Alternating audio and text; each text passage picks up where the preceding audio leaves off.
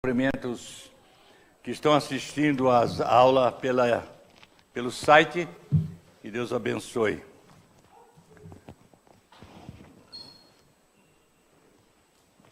Obrigado pela aguinha.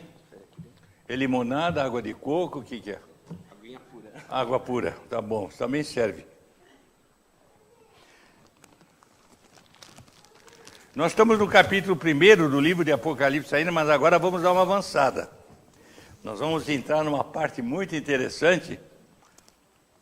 Vamos abrir a palavra de Deus, vamos lê-la. Capítulo 1 ainda de Apocalipse.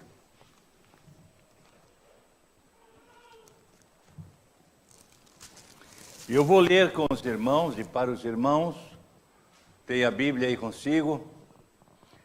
Estamos aguardando mais alguém que deve chegar. Não sei se a família da Rosângela não chegou ainda. Versículo 7 do capítulo 1. Eis que vem com as nuvens, e todo olho o verá, até quantos o traspassaram. E todas as tribos da terra se lamentarão sobre ele. Certamente. Amém. Eu sou o Alfa, o Ômega, diz o Senhor. Deus, aquele que é, que era e que há de vir, o Todo-Poderoso. Vocês notem que trecho rico na identificação da pessoa divina, né? Quantas expressões extraordinárias aqui referindo-se à pessoa divina.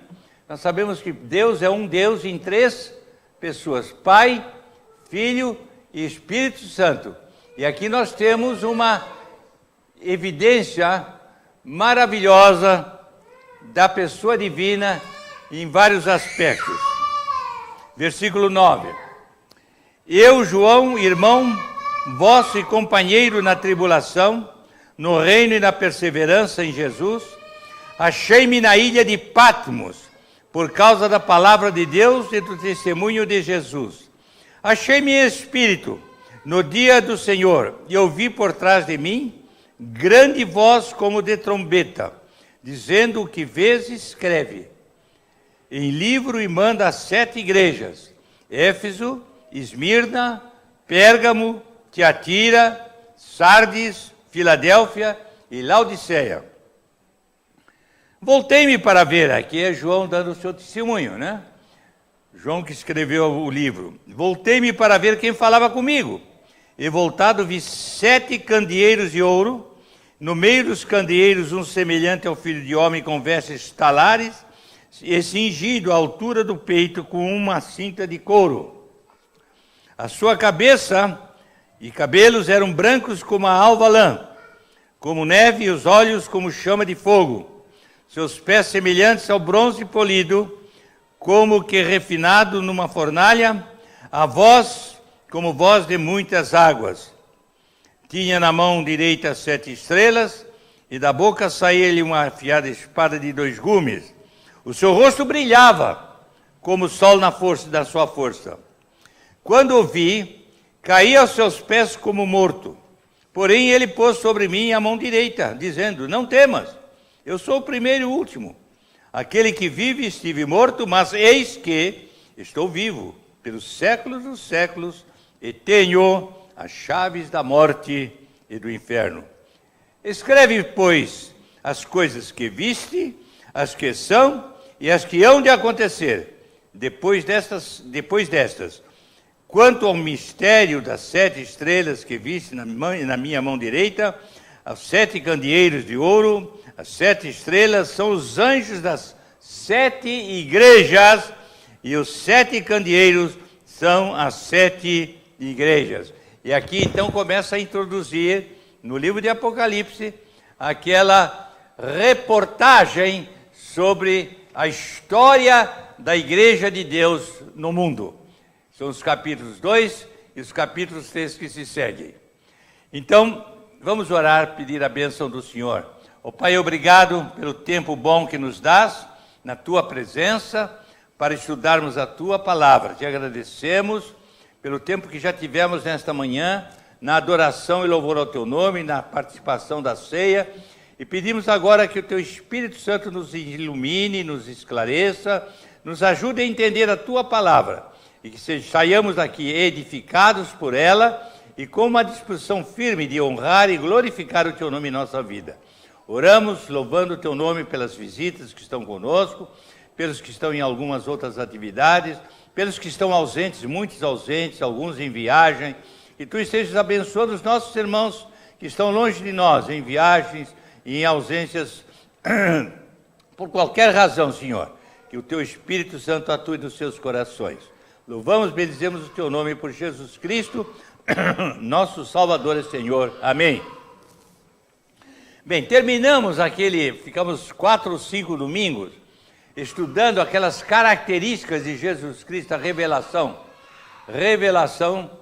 de Deus. O Espírito Santo está nos pondo diante de nós a pessoa de Cristo revelado em vários aspectos. Já vimos isso nessas aulas. Agora, no versículo 7, de versículo 7 em diante, nós vemos várias expressões que caracterizam a pessoa divina, o Pai, o Filho, o Espírito Santo e também a Igreja. Nós sabemos que as coisas espirituais têm origem na ação divina.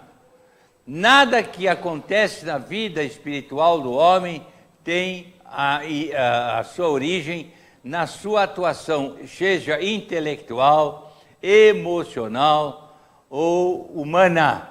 As coisas de Deus são movidas pelo Espírito de Deus. Essa é uma verdade básica, preciosa, na relação entre Deus e os homens. O Espírito Santo é que está no nosso meio para, como pessoa divina, atuar. Jesus prometeu a vida do Espírito Santo para isso. Vos mandarei o Consolador que vos ensinará todas as coisas, vos ensinará tudo o que vocês devem fazer, vos fará lembrar de tudo que eu ensinei, vos falará das coisas que hão de acontecer, vos guiará a toda a verdade. Então nós lemos, como vimos em João, capítulo 14, capítulo 16, o Espírito Santo, a importância do Espírito Santo. E a pessoa divina do Pai, que é o autor e consumador da nossa fé, que é eu diria, o arquiteto de todo o projeto divino para a bênção do homem. E Jesus Cristo, que é o fiel executor do plano. Aqui estamos vendo em Apocalipse a revelação de Jesus Cristo. Mas nesse trecho que nós estamos lendo, do versículo 7 em diante, ele ainda antes de entrar propriamente na exposição das coisas que ele queria que fossem profetizadas sobre a história da igreja no mundo, sobre a volta do Senhor para a igreja e os acontecimentos finais do juízo eterno, ele ainda faz algumas conotações a respeito da pessoa divina. Eis que vem com as nuvens. Esta expressão, eis que vem com as nuvens, é uma expressão escatológica, né? Escatológica. Ele vem com as nuvens. A quem está se referindo isso aqui? A quem ele está se referindo, o autor de João que está descrevendo? Eis que ele vem com as nuvens. O Senhor Jesus Cristo. As nuvens existem, então aí podemos vê-las todos os dias, né? E eu fico ansioso de olhar para o céu e ver as nuvens e ter a expectativa da vinda de Jesus Cristo com as nuvens para buscar a sua igreja. Esta é uma promessa do Senhor, amém? É uma promessa irreversível e irrevogável. O Senhor vem buscar a sua igreja. O mesmo Jesus que nasceu humilde na manjedoura de Belém foi proclamado gloriosamente pelos anjos, anunciado aos pastores, levado a sua notícia aos poderosos, aos magos. Esse Jesus que viveu entre os homens como um homem simples e humilde, que morreu naquela cruz, que ressuscitou, voltou para o céu, diz lá em capítulo 1 do livro de Atos, ele há de vir como para o céu os discípulos ouviram ir, ele voltará. E eu pergunto, irmãos, qual é a nossa... Bom dia, irmãos. Qual é a expectativa nossa quanto à volta do Senhor? Será que nós, como crentes, temos bem avivada em nós essa expectativa? A gente se envolve com tantas coisas, né? Família é um envolvimento necessário. Trabalho, amigos, empresas, emprego. Tantas coisas nos envolvem, nos ocupam a mente, os projetos, as atitudes, as ações, as cogitações. Mas há um tema muito importante que deve ocupar a mente do cristão, a expectativa do cristão, é a volta do Senhor Jesus Cristo. Mas eu devo confessar que não é assim que nós vivemos, não. Nós nos envolvemos com as coisas do mundo e nós nos esquecemos das promessas da volta do Senhor. O Senhor pode vir hoje, amém? E eu fico anelando que Ele venha. Eis que vem com as nuvens. Então nós temos aqui uma afirmação, uma reafirmação da promessa do Senhor, onde nós temos claramente exposta a volta do Senhor para buscar a sua igreja nos evangelhos. João capítulo 14, versículos 1 a 3. Não se turbe o vosso coração. Não se turbe, não fique conturbado, não fique preocupado. Não se turbe o coração. Crede em Deus, crede também em mim. Na casa de meu pai há muitas moradas. Eu irei e preparar lugar. E indo, virei outra vez. Aí está a promessa, virei outra vez. E vos levarei para mim mesmo.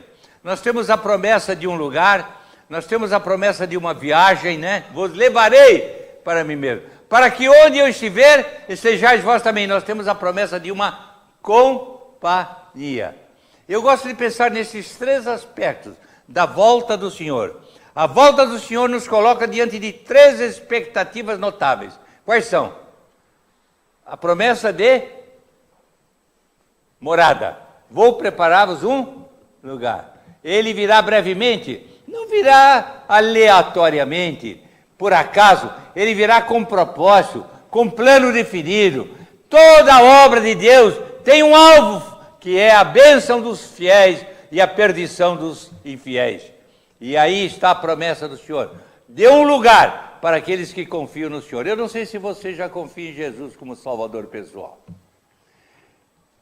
Descansa nele. Amém. Nós perdemos o lugar, não perdemos? Lá no Éden, por causa do pecado. O pecado tirou o lugar. O pecado nos tirou do lugar. Mas esse lugar está garantido pela volta do... Eu vou preparar-vos um lugar, a promessa de um lugar. Mas nós temos uma promessa de uma viagem também. Quem gosta de viajar aqui? Eu gostei muito. Hoje já não posso mais, com quase 90 anos, fazer 89, gente. 89. Com a minha querida e amada esposa, que faz 22 anos de casada, 67 anos de casado, amém? Vai fazer 91 anos de idade. Eita, menina preciosa essa aí, né? Louvo a Deus por ela. Então, nós temos a expectativa de uma viagem. Nós viajamos tanto, né, Orandi? Viajei tanto por esse mundo, pregando o Evangelho. Deus me levou para muitos lugares. Na América, pregando no Paraguai, pregando na Argentina, pregando nos Estados Unidos, pregando em Portugal, 45 anos lá, todo ano em Portugal pregando. Todo ano, moramos 2 anos em Portugal pregando. Fomos para a Espanha, pregamos na Itália, pregamos na Inglaterra, pregamos no Brasil, por esse Brasil lá fora. Uma vida imensa, grande, já estamos no finzinho. Agora eu quase só ando com bengala, não guio mais carro, estou limitado, mas continuo pregando. Eu quero louvar a Deus com a palavra dele, que é maravilhosa. E esta é a esperança que eu tenho de uma viagem. Eu viajei tanto, mas não há uma viagem que eu mais anele do que a viagem para a presença do Senhor. Não estou me referindo à morte física. A palavra de Deus promete que, ausente no corpo, espiritualmente nós estamos presentes com o Senhor. Amém? É a esperança do cristão. Mas há uma viagem. Qual é a viagem? 1 Tessalonicenses capítulo 4 e versículo 1 Tessalonicenses, capítulo 4, Efésios, Tessalonicenses. Vamos para capítulo 4. Que promessa maravilhosa essa aqui. Diz assim, ainda vos declarar, versículo 15, vos declaramos por palavra do Senhor, que isso, nós os vivos que ficarmos até a vinda do Senhor, de modo algum precederemos os que dormem. Porquanto o Senhor mesmo, Ele mesmo. Então, quando aqui diz Apocalipse, eis que vem com as nuvens. É uma viagem cujo piloto do veículo é o Senhor Jesus Cristo. Uma viagem dirigida por Ele, guiada por Ele. Oh, obrigado, Senhor, por essa viagem. Você já comprou o bilhete? Hã? Ele está dando de graça, gente.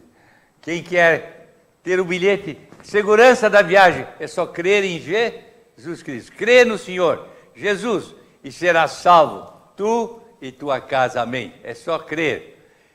Quem é que está anelando essa viagem? Hã? É verdade? E é bom que é só de ida. Hã? Não precisa comprar bilhete de volta, não. Só de ida, né, irmão? Mas agora é época de viagem. Nós estamos com muitas ausências hoje aqui. Tem muita gente viajando ainda. Estão gozando das férias ainda, né? Tá bom, é ótimo. Gozar das férias é bom. Não há mal nenhum nisso. Alguns que estão ausentes justificadamente, né? Estão viajando. Mas há uma viagem. Esta vale a pena e essa eu quero. É a viagem com o Senhor. A viagem para os céus. A viagem para os céus. E eu fico pensando, viagem para os céus. Já imaginou essa viagem para os céus? Eu estava ouvindo umas músicas essa semana no meu YouTube. Tem umas músicas bonitas e muitas delas. Feliciano Amaral canta muita música bonita sobre a eternidade. Eu gosto muito do Feliciano Amaral. Já ouviram ele cantar, não? Ele está com 93 anos. Ele é um fenômeno. Ele está no livro do Guinness. E continua cantando e gravando. Um homem extraordinário que Deus tem usado a vida inteira com a sua voz, cantando. Quando eu tinha programa no rádio, há muitos anos atrás, eu tinha programa no rádio, na televisão, Canal 2, eu com meu irmão Silas Gonçalves, nós tínhamos um programa e eu usava muitos discos do Feliciano Amaral. E você pode, todas as músicas dele têm uma conotação com a eternidade, com a ida para o Senhor. Como é bom a gente alimentar, a gente alicerçar a nossa fé nesse fato que vai acontecer. O Senhor vem nos buscar para nos levar. Amém. Ele vem, Ele mesmo. Vou preparar o lugar. E indo, virei outra vez. Eu virei, Ele mesmo. Não vai mandar um representante. Não há nenhum piloto especial programado. Não há nenhum veículo especial preparado. Ele mesmo nos levará para si mesmo. Louvado seja Deus. Eis que vem com as nuvens.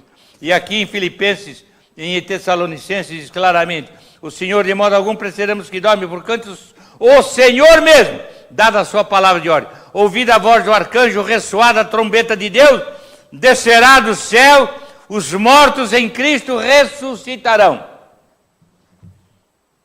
Eu creio que aqui muitos já perderam seus parentes.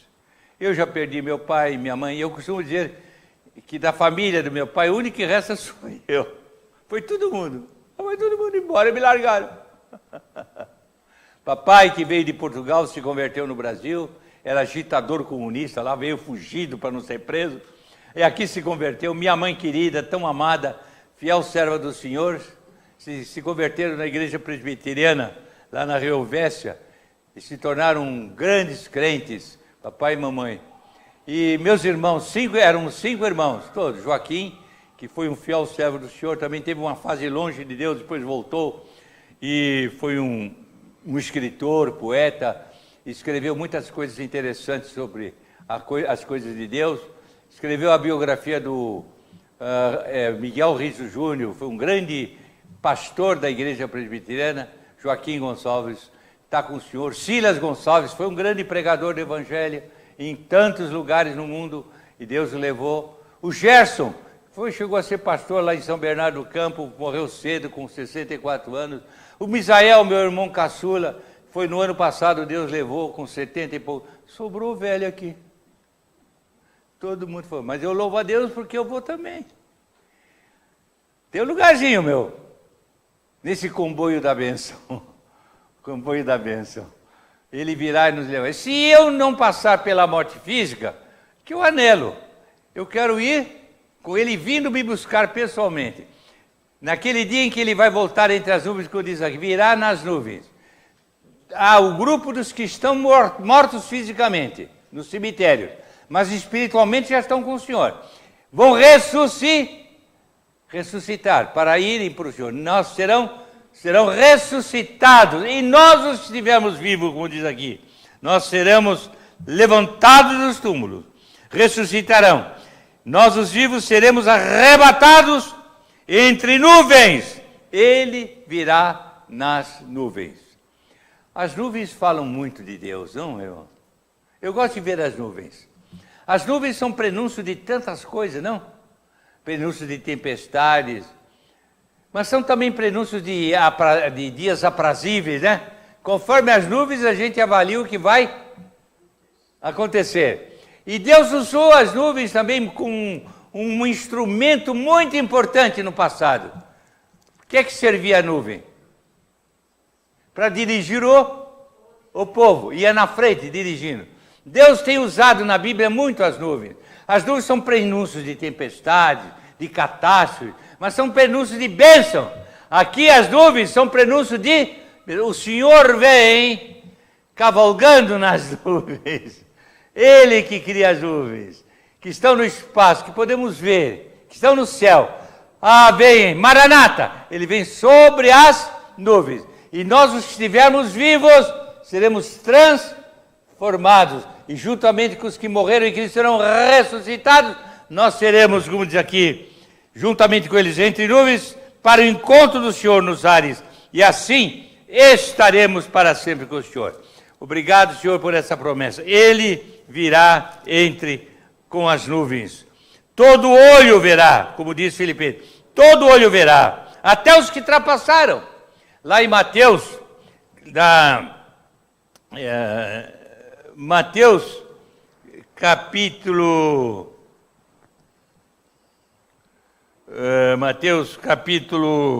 24, versículos 29 e 30, fala que é um sermão profético, fala exatamente da volta do Senhor. Fala aqui, de uma classe de pessoas que ficará estupefata. Quais são? Os que o trapassaram. Está se referindo a quem? Ao homem na sua maldade. Porque quem é que crucificou Jesus Cristo? Quem crucificou Jesus Cristo? Foi Pilatos? Ele mandou, mas não foi só ele. Foi o Sinédrio? Eles decretaram a morte de Cristo na cruz. Mas não foram só eles. Foi a multidão que gritou, crucificam, crucificam. Mas não foram só eles. Foi o ladrão que estava mal, que estava ao lado dele. Ele também, mas não foi só ele. Irmãos, ele foi crucificado pelos nossos pecados. Nós participamos do sacrifício de Cristo. Todos que trapassaram Cristo. Traspassar aí é o verbo que é usado no sermão profético, para falar da crucificação de Cristo. E aqui na Apocalipse é lembrado esse verbo, todos que trapassaram, lamentarão. Por quê? É a estupefação da maldade confrontada com a realidade do Redentor. Não aconteceu na sua vida, eu vou fazer uma pergunta, não aconteceu na sua vida, às vezes, de você ficar confrontado consigo mesmo pelo que você fez? Puxa, por que é que eu fiz? Não aconteceu já isso? Por que é que eu fiz isso?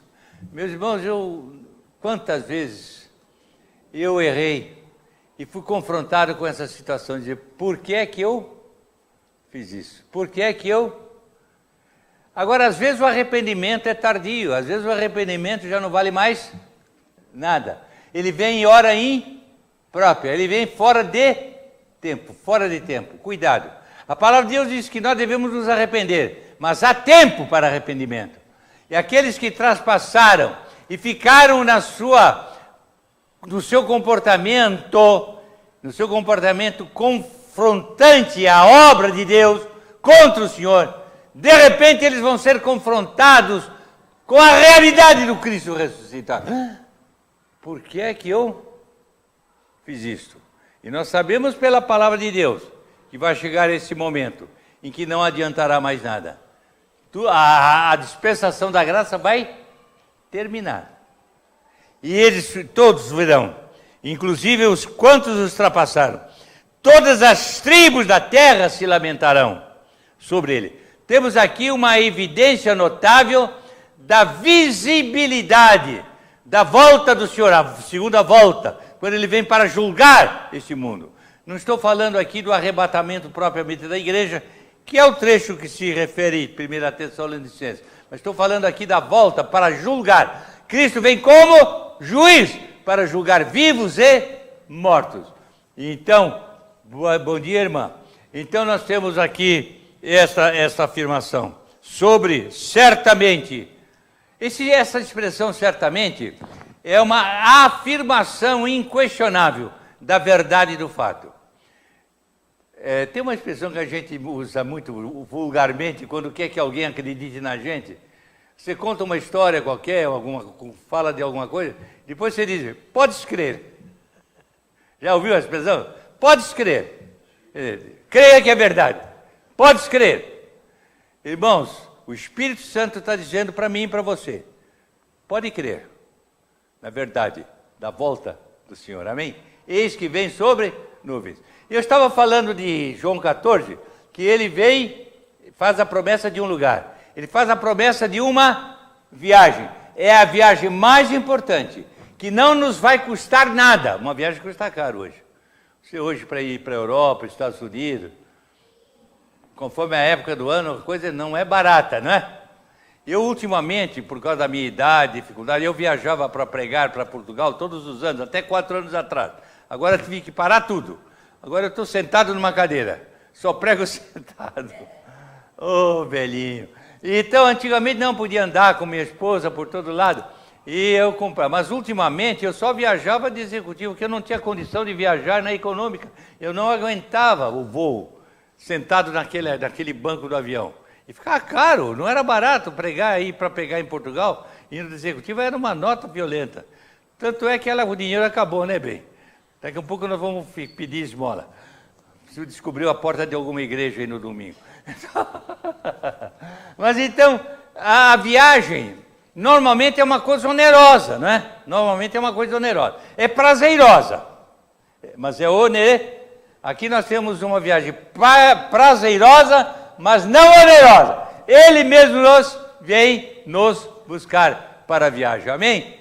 E o terceiro elemento que está lá em João capítulo 14, ele foi preparar moradas, lugar, ele promete o lugar, ele promete vir, não é, uma viagem para viajar conosco, mas ele promete uma coisa melhor ainda, ele promete ir conosco.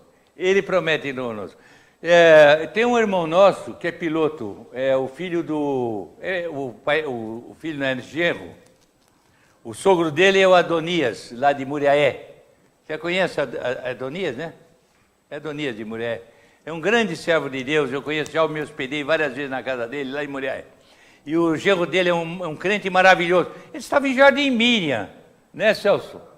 O genro do Adonias, aquele Melquisedeque, ele é piloto de avião, eu acho que ele é o Melquisedeque, ele estava em Jardim Miriam, não sei onde ele está agora. É um crente maravilhoso, a esposa dele toca muito bem piano, e às vezes ele vem na reunião da IDE, ele é neto, e ele hoje é piloto de jato. E eu tenho conversado muito com ele, nunca peguei, mas eu fico torcendo para... Quando você pega um avião cujo piloto é teu amigo, teu conhecido, você se sente mais seguro, não é? Eu já disse para ele, Melquisedeque, nunca consegui pegar um avião que você está pilotando. Eu queria pegar um avião com você pilotando. Aí eu ia lá para frente, sentava com você, me sentia seguro, não é gostoso? Irmão, nós vamos ter uma viagem, sabe com quem? Sabe com quem? Com Jesus Cristo, irmãos. Com Jesus Cristo. Eu vos levarei para mim mesmo. Amém. A viagem maravilhosa prometida pelo Senhor. Bem, este é o versículo 7 de Apocalipse. Está mostrando o Senhor que veio nos buscar. Agora o versículo 8. Veja que são versículos distintos. Cada um tem uma afirmação muito bonita sobre a pessoa divina. Ou o Pai, ou o Filho, ou o Espírito Santo. Agora aqui tem uma afirmação sobre o Senhor Deus, o Pai. E também sobre Jesus Cristo, o Filho. Diz assim, eu sou. Essa expressão eu sou é o nome divino. Iavé. Já falamos sobre isso várias vezes aqui. Eu sou. É uma expressão que aparece várias vezes em João, que é o evangelho escrito para provar a divindade de Cristo. O eu sou. O que quer dizer eu sou? Quem sabe? Nós já explicamos algumas vezes isso aqui. O eu sou.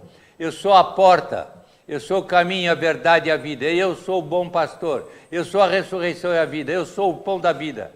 Eu sou eu sou a videira verdadeira. O que é esse eu sou? Aparece em letra maiúscula na Bíblia. É o nome de Deus, é o Iavé. Iavé é o nome de Deus que tem só consoantes, não tem vogal. É difícil de pronunciar no seu original. E os judeus tinham muito temor em pronunciar esse nome, dado a reverência que eles tinham para com o nome do Jeová.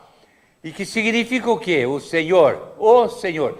Toda vez que aparece no Velho Testamento, mais de 3.000 vezes, aparece a expressão o Senhor no Velho Testamento, refere-se a Iavé, Jeová. É uma presença, é uma cristofania. O que é cristofania? Cristofania é o aparecimento de Jesus Cristo no Velho Testamento, antes do seu nascimento humano. Ele aparecia no Velho Testamento. O Senhor falou, o Senhor acompanhou, o Senhor disse, o Senhor deu, o Senhor fez. O Senhor é Iavé, é o Deus, a significado é o Deus eterno. Fala da eternidade de Deus. Iavé fala da eternidade de Deus, que está ligada à sua missão redentora. Deus é um redentor eterno. Ele veio e foi prometido desde a fundação do mundo para redimir o pecador no tempo certo, com validade para sempre. Todo produto tem tempo de validade, não é isso? Quando você compra alguma coisa lá no supermercado, você vai olhar se não está vencido. Você pode usar coisa que está vencida? Às vezes é perigoso. Mas a obra de Cristo não tem fim, amém, é eterno, é eternidade. Quer dizer, não tem termo de fim de validade. Ela vale para sempre. Eu vos dou a vida eterna. Jamais perecereis eternamente. João capítulo 10. Jamais perecereis, amém? A eternidade está definida no nome Iavé. O Iavé é o Deus eterno que redime o pecador. O Deus que detesta o pecado, mas o Deus que ama o pecador. Este é o sentido de Iavé. E aqui está dizendo, o eu sou. Por isso diz, é alfa e ômega. O que são essas duas expressões? Alfa e ômega. Quem fala grego aqui? Hein? Quem fala grego? Eu falo. Falo. Grego, falei. Eu falo grego. É a primeira e a última letra do alfabeto grego. Alfa é o A. E o ômega é o C, vamos dizer, do português, né? Do vernáculo. É a primeira e a última. É usado para identificar exatamente a eternidade de Deus. Ele é o princípio e ele é o fim. Ele está acima de tudo e de todos. Louvado seja Deus. Esse é o meu Deus. Esta é a nossa companhia. Aquele que vem, o eu sou. O alfa e o ômega diz o Senhor. Agora tem mais uma expressão que é maravilhosa. A eternidade de Deus, o Iavé, aquele que é, que era, que há de vir. Aqui fala da realidade presente, fala da realidade passada e fala da realidade futura, da grandeza do amor de Deus. O era é um verbo de ação, né? Ser. é um verbo de realidade substantiva. Ele é, eu sou, ele é. Ele tem consistência, ele tem conteúdo, ele é Deus, não é apenas uma enunciação teórica. Ele é o Deus que atua, que criou, que redime, que virá buscar, que nos levará e estará para sempre conosco. Como Paulo promete lá em 1 Tessalonicenses, estaremos para sempre com o Senhor. 1 Tessalonicenses capítulo 4, verso 17. Eu virei e vos levarei. Esse levar não significa apenas uma companhia enquanto segue, mas uma companhia enquanto fica conosco. É uma companhia eterna, a presença do Senhor. Amém? Que coisa maravilhosa essas promessas que temos a respeito do Senhor. O que Ele quer, que Ele que era. Tudo que aconteceu no passado tem uma origem. A origem é Deus. Tudo que acontece no presente tem uma origem. Qual é a origem? É Deus. Tudo que vai acontecer no futuro tem uma origem. Qual é a origem? É o Senhor. Bom, agora passa para o versículo 29. Esses versículos são isolados e descrevem a situação daquele momento precioso quando Deus chama João. Aqui nós vemos então o chamamento de João. E João aceitando esta missão importante de escrever este livro. Eu, João, irmão vosso, companheiro na tribulação, no reino e na perseverança em Jesus. Que frase maravilhosa. Já percebeu essa frase? Eu, João, como ele se identifica? Irmão nosso. Eu hoje na ceia falei um pouco sobre a importância da igreja. Irmãos, realmente vamos tratar disso quando entrarmos no domingo que vem, talvez. Vamos entrar já na história das igrejas. Capítulo 2, as histórias das igrejas. E é importante a igreja. E aqui João dizia, eu sou irmão. A palavra talvez mais adequada para identificar os filhos de Deus é essa palavra irmão. A palavra irmão indica o quê? Hein?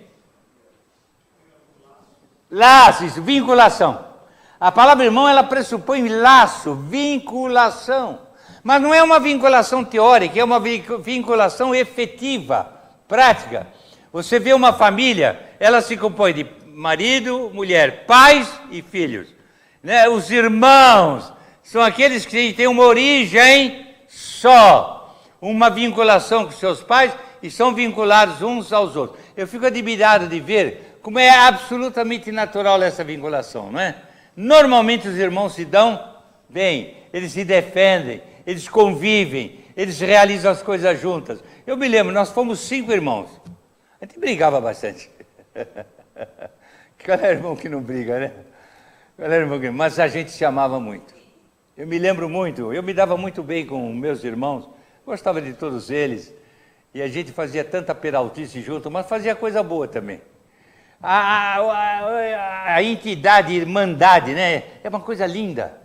É uma coisa que extrapola, sabe, uma realização teórica. Ser irmão é vivenciar comunhão. É por isso que é preciso a gente estar juntos, né? Irmãos em Cristo, estamos juntos, somos irmãos, formamos uma família. A palavra irmãos nos vincula àquilo que é mais importante para Deus, que é a família. 2 instituições do Senhor mais importantes do mundo. A família e a igreja. Ele instituiu a família.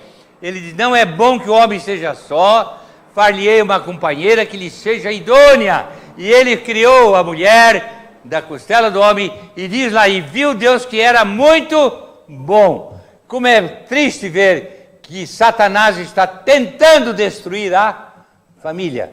Um dos alvos maiores de Satanás é a família. E hoje cedo na ceia eu falei sobre abandonar a família. Como é triste quando os crentes não vêm à igreja, não querem saber de comunhão na igreja.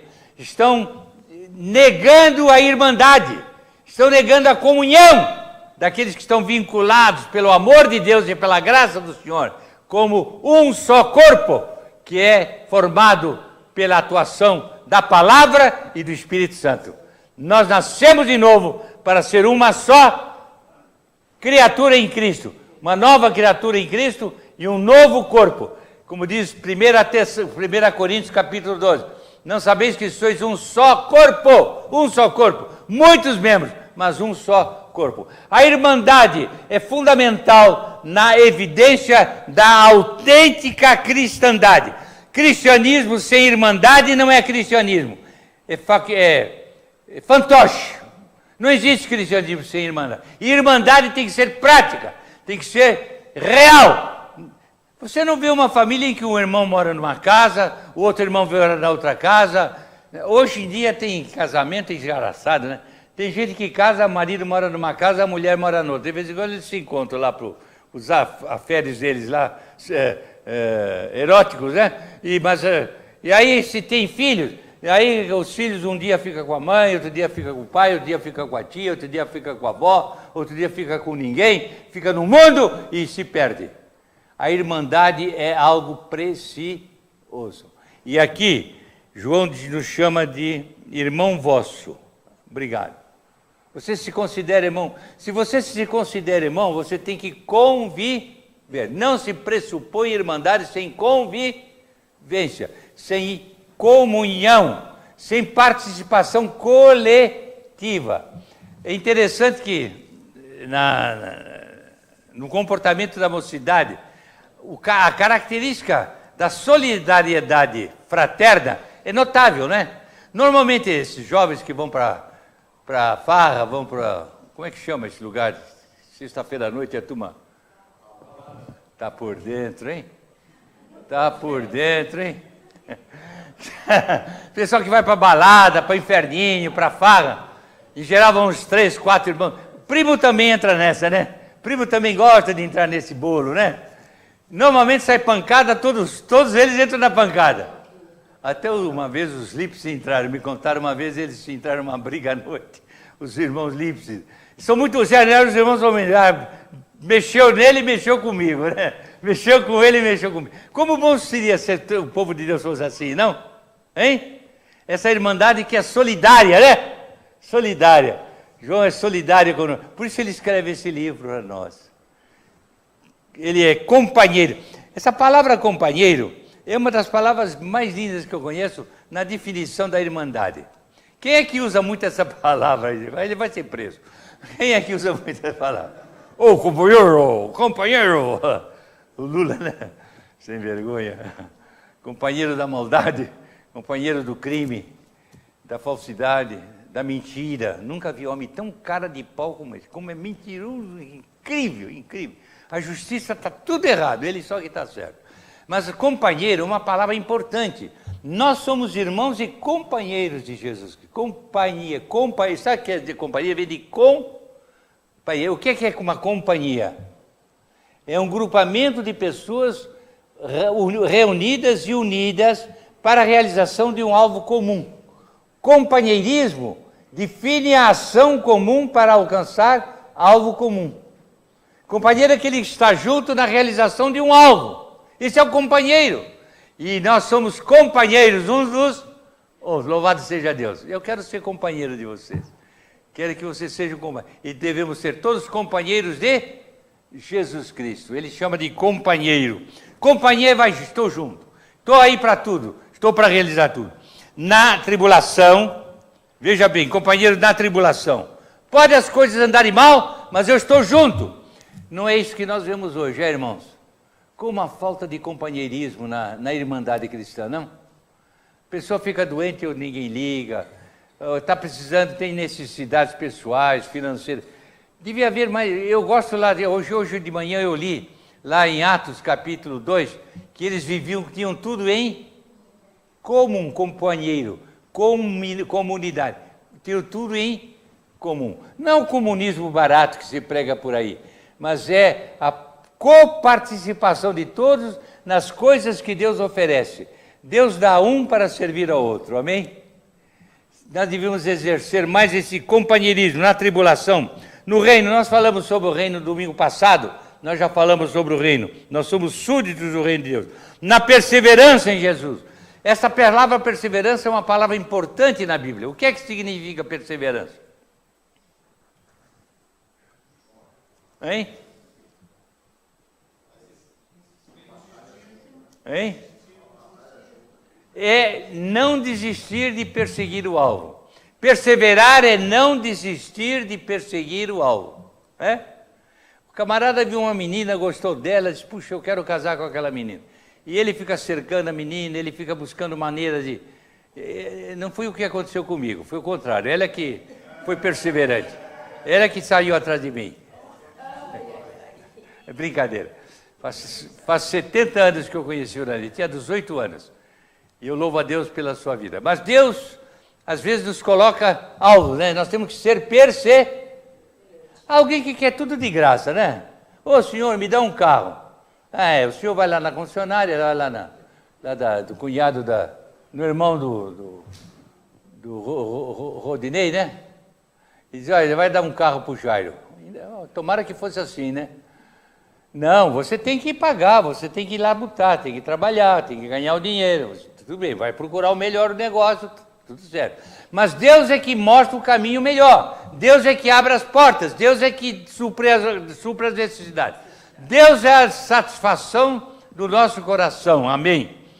Então, nós devemos estar com companheiros dos nossos irmãos. Na hora difícil, no exercício da nossa condição de súditos do reino, buscai primeiro o reino de Deus e a sua justiça, o seu padrão de vida, no comportamento como súdito do reino, na perseverança, na busca dos alvos, na perseverança.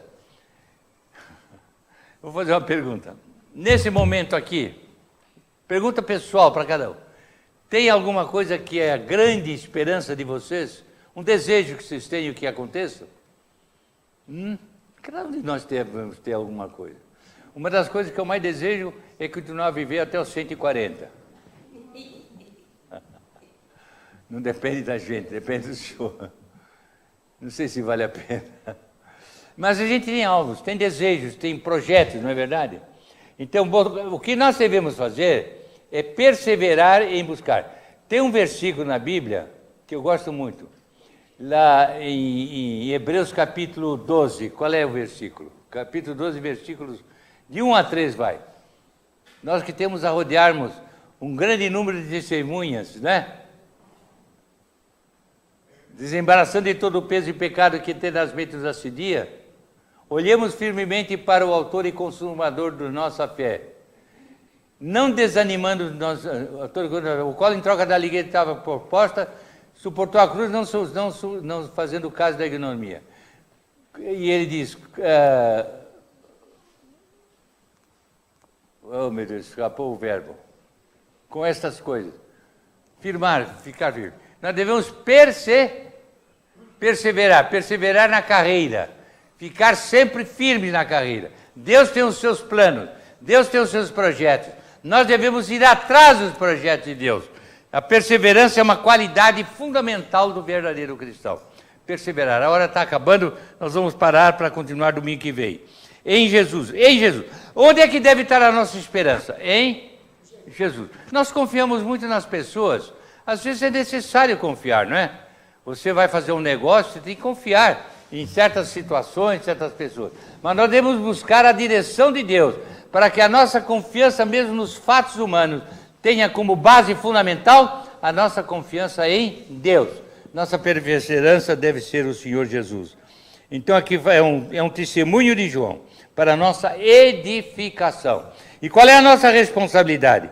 É exatamente aceitar, primeiro, a nossa condição de irmandade, companheirismo na tribulação, companheirismo no exercício do reino, na prática da justiça, como reinos, súditos do reino, na perseverança, na atuação de nossos projetos, mas tudo em Jesus. Jesus é a base de tudo. Jesus aqui é aquele que morreu por nós. Jesus é o nome humano, é o nome dele humano. O nome do Sal, ele chamará Jesus porque ele será o Salvador do seu povo. E nele nós devemos confiar. E então, nós podemos realizar o projeto de Deus. E assim, o João diz, é assim nessa condição que eu achei-me na ilha de Patmos.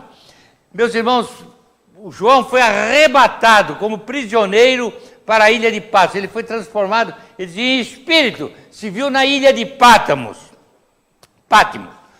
por causa da palavra de Deus e dos testemunhos de Jesus. Aqui tem um assunto que eu quero desenvolver e eu não vou ter tempo para desenvolver agora. Domingo que vem eu vou desenvolver.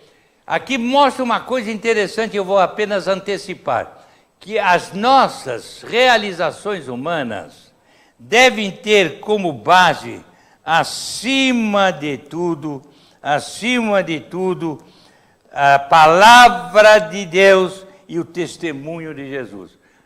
Ele se viu em Patmos para uma missão importante. Ele não reagiu, ele não se contrapôs àquele ato divino de levá-lo para usá-lo, ele se deixou controlar por Deus, o Espírito de Deus controlando ele.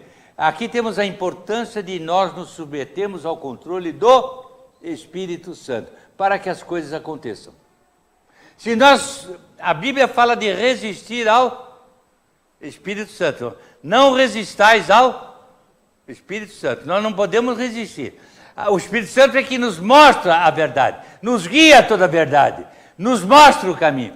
E nós devemos ser sensíveis à direção do Espírito e devemos ser passivos na atuação do Espírito para realizar a vontade de Deus. Ele se viu levado pela palavra, por causa da palavra. A palavra de Deus tinha predominância no comportamento de João. O que é que vale mais na minha vida? A palavra de Deus, o conselho dos homens, a minha cultura pessoal, os meus recursos humanos, a minha projeção, os meus cargos, a minha importância pessoal. O que é que vale? Os homens valorizam os valores temporais, né? O pessoal respeita um deputado, apesar de ele ser ladrão, ser vergonha, porque ele é deputado.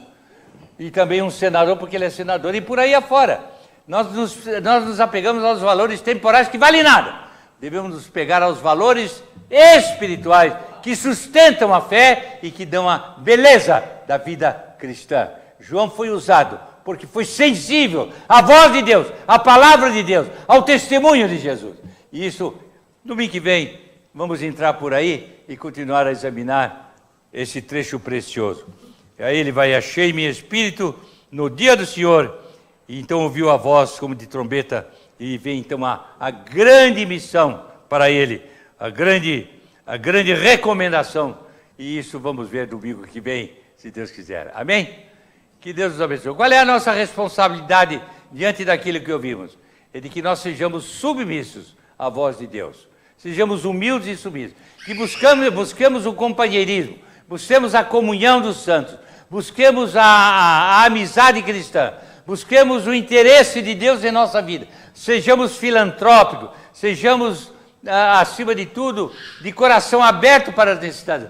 Gente, corpo de Cristo, nós somos o corpo de Cristo. Então, a dor do irmão deve ser a minha dor, a alegria do irmão deve ser a minha alegria, e o corpo será para a alegria do Senhor. Que Deus nos abençoe. Amém? Alguém tem alguma pergunta? Pois não? Nós vamos falar domingo que vem sobre talares. É da ideia de roupas sacerdotais, que eram usadas para o exercício do sacerdócio. Mas nós vamos falar isso no domingo que vem, tá bom? Está lá na frente. Você já está lá na frente, né? Tá certo. Nós vamos chegar lá. São roupas sacerdotais. Aí é nesse trecho que nós vamos ver, no versículo 12 em diante, nós temos uma visão da pessoa de Cristo, maravilhosa, múltipla visão, indicando cada visão, cada vista, cada detalhe da visão, fala de uma característica de Jesus Cristo e da sua atuação maravilhosa. Isso nós vamos ver domingo que vem também, se Deus permitir. Depois vamos entrar na história da igreja, hein? 2 e 3 de... Olha, tem assunto aí. Coisas preciosas, as cartas às igrejas. Vão nos ensinar muitas coisas. Que Deus nos abençoe. Vamos continuar. Os irmãos estão convidados a continuar conosco, se quiserem, domingo que vem. Nós temos um culto que chama Ceia do Senhor, que nós adoramos a Deus, tomamos o partir do pão às 9 horas. Depois, às 10h30, temos o nosso estudo bíblico aqui. Temos as crianças que estão lá embaixo com alguns irmãos cuidando deles. E assim vamos levando a obra do Senhor. Vamos orar uns pelos outros nessa semana. Vamos buscar os irmãos ausentes. Vamos ligar, vamos convidar a estar conosco no domingo que vem, mostrando o nosso amor uns para com os outros, para que Deus possa nos abençoar. À tarde, às 7 horas, tem aí o culto evangelístico. a reunião evangélica. Teremos aqui um irmão de fora que vem pregar aqui hoje, o nosso irmão Devanir. É um excelente irmão, maravilhoso irmão, tem uma boa mensagem, sem dúvida. Venho estar com todos aqui para se gloriar no Senhor e exaltar o seu nome. Que Deus os abençoe. Amém? Vamos orar. Ó Pai, obrigado pela tua palavra, obrigado pelo teu amor, obrigado pela tua pessoa, obrigado pela tua obra, obrigado porque somos teus filhos, obrigado pela esperança que temos da eternidade contigo. Ó Maranata, vem, Senhor, buscar o teu povo. Anelamos o dia em que vamos passar para a eternidade, para o gozo da eternidade contigo, e isto é para sempre. Louvado seja o teu nome, pela obra maravilhosa que tu projetaste, que tu realizaste, ainda queres completar em nossa experiência de vida, e ela há de ser uma vida eterna, por meio da obra de Cristo. Nós te louvamos e te agradecemos, pedimos a tua bênção por Cristo Jesus, nosso Salvador e Senhor. Amém. Obrigado àqueles que assistiram o nosso estudo pela internet, que Deus abençoe a todos.